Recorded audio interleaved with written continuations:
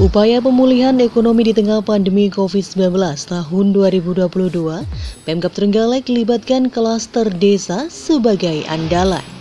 Tahun ini pengembangan desa wisata akan terus digenjot. Selain itu, ekonomi berbasis perempuan hingga investasi sektor pariwisata, peternakan dan sektor lainnya juga digencarkan.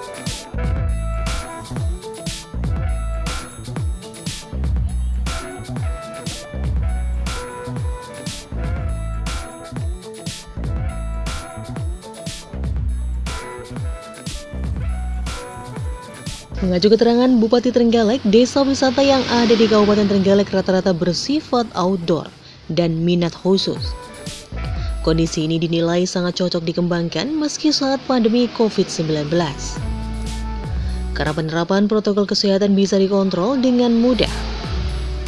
Selain mengandalkan pertumbuhan ekonomi di tingkat desa, proses pemulihan ekonomi di Trenggalek juga akan didukung perekonomian berbasis perempuan. Hal ini juga menjadi prioritas pemerintah daerah untuk mendorong perempuan berwirausaha. Bupati Trenggalek Muhammad Nur Arifin menjelaskan upaya pemulihan ekonomi dari sisi pertanian. Pemerintah daerah ingin memastikan hulu hilirnya. Artinya, jika dihulukan produksinya murah, nanti di hilirnya pemerintah mempunyai sistem untuk menjamin pasokan pembelian mereka. Tahun ini perda tentang Badan Usaha Milik Petani atau BUMP juga akan diaktifkan. Sistemnya nanti pemerintah akan melibatkan KUD atau BUMDes untuk menjamin agar pasokan petani bisa terbeli oleh pemerintah.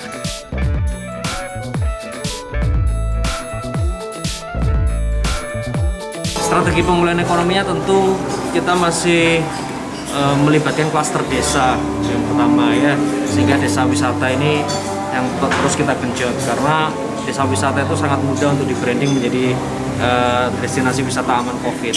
Karena biasanya mereka sifatnya outdoor, kemudian minat khusus, sehingga bukan yang berupa mass tourism.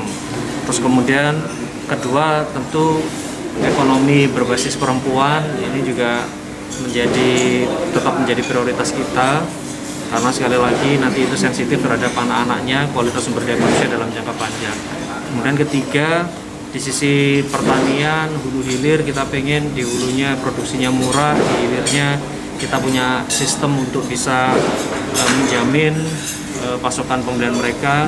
Perda kita Badan Usaha Milik Petani coba kita aktifkan nanti entah melalui KUD atau BUMDes, nanti kita libatkan menjadi semacam off-taker dengan sistem resi gudang untuk menjamin pasokan petani ini bisa terbeli oleh pemerintah.